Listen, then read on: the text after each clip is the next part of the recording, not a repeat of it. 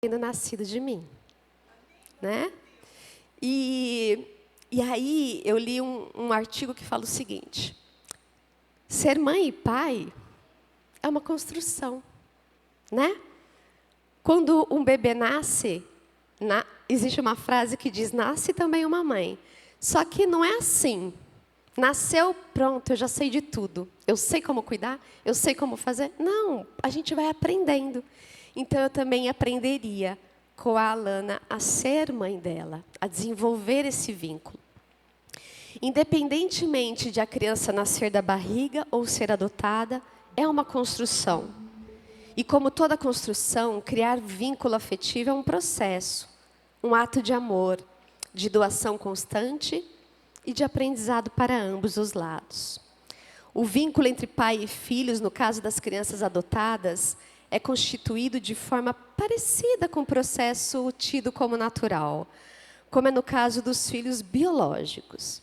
Por isso, os valores norteadores de qualquer criação de laços devem ser os de proteção e cuidado. E aí eu coloco aqui a questão de que Deus nos deu essa oportunidade.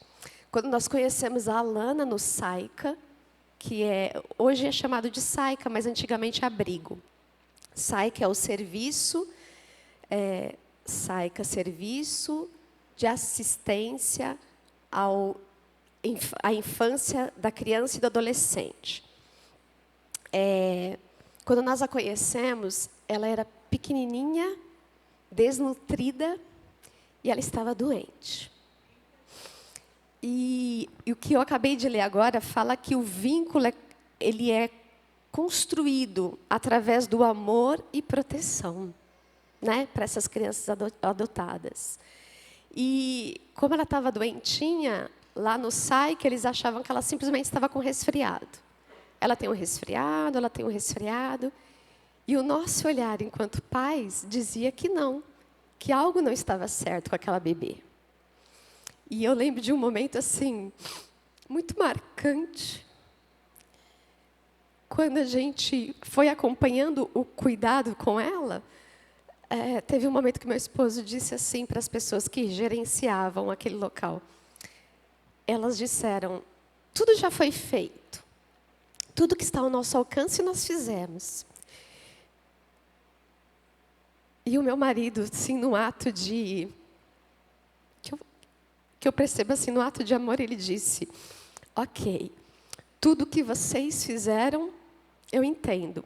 Me deixe fazer, enquanto pai, o que eu posso fazer. E a partir daquele momento, elas autorizaram, né, por uma ordem judicial, que nós levássemos a Alana a um pediatra e que nós cuidássemos dela. E ali a gente constatou que ela estava com coqueluche. Ela estava doente, ela precisava de cuidados. E Deus nos deu a Alana para que a gente cuidasse dela. E esse foi o sentimento que Ele colocou no nosso coração, né? Para que nós a protegêssemos. No site Notícias Adventistas, eu encontrei um artigo de Márcia Ebinger, que ela diz o seguinte: existem milhares de filhos e filhas de Deus que esperam por uma melhor oportunidade de vida e que poderiam ser alcançados pelo Evangelho caso fossem adotados por famílias cristãs. Ellen White, em um periódico escrito em 27 de junho de 1893, diz: necessitam-se pais e mães cristãos. Até que a morte seja tragada pela vitória, haverá órfãos que reclamem cuidado, que sofrerão mais do que outros, se a terna compaixão e o amorável cuidado dos membros de nossas igrejas não se manifestarem a favor deles. Eu tive minha oportunidade de criar vínculos com a Alana quando nós ficamos internadas por 8 dias no hospital. Nós ficamos ali isoladas, somente eu e ela em um quarto. Tinha alguns enfermeiros específicos que vinham cuidar dela, para que não transmitisse para outra criança. E ali naquele momento nós passamos 24 horas, 36 horas direto ligadas. Foi a forma como Deus colocou para que eu estabelecesse os primeiros vínculos com a minha filha. teve uma situação em que eu observei e depois Deus me confirmou por uma palavra de uma fisioterapeuta, que lá no hospital trabalhava. A Alana tinha que fazer fisioterapia respiratória para poder retirar a secreção, que não saía de forma simples. Ela tinha que fazer aspiração. E quando a gente conheceu a Alana chorava tão fraquinho. A gente sabe que bebê, quando está com fome, chora. E a Alana chorava tão fraquinho. À medida que o tempo foi passando e a gente tendo essa proximidade, eu fui percebendo. E no hospital teve um dia que Deus me abriu os ouvidos para poder perceber que a Alana estava chorando de forma diferente. E nesse dia, eu percebi, mas eu fiquei com aquilo para mim.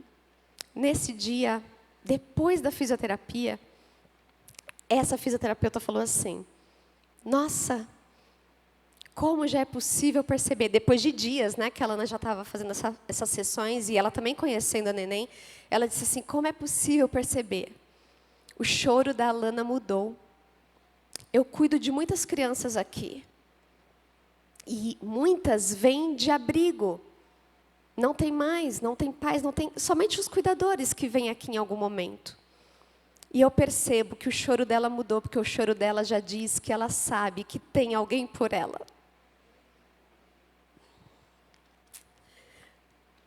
No livro Testemunhos Seletos, página 520, Ellen White diz: tomai essas crianças e apresentai-as a Deus como oferta perfumada. Pedi sobre elas suas bênçãos e então moldai-as e afeiçoai-as segundo o coração de Cristo. A Márcia finaliza a matéria dela na revista dizendo o seguinte: foi por puro amor que Jesus deixou o seu trono de glória para fazer-nos novamente seus filhos. Essa não foi uma decisão simples. Doar-se plenamente para resgatar os outros. A adoção, igualmente, também não é simples. Norteia para a gente muitos medos. Mas Jesus já disse para mim, confia. Apenas confia.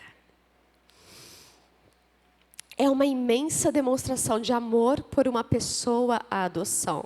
Embora não tenha nenhum direito familiar, essa pessoa passa a ser plenamente integrada ao seio de uma família.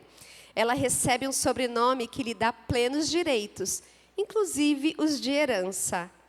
Tal como aqueles que, apegados inteiramente aos méritos de Cristo, são aceitos como filhas e filhos adotivos de Deus.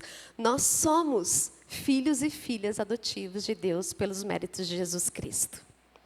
Eu termino dizendo, em Romanos 8,15, porque não recebestes o espírito de escravidão para viverdes outra vez atemorizados, mas recebestes o espírito de adoção, baseado no qual podemos chamá-lo de Pai. Abba, Pai. Amém. Um feliz sábado para vocês e um feliz Dia das Mães a todas as mães.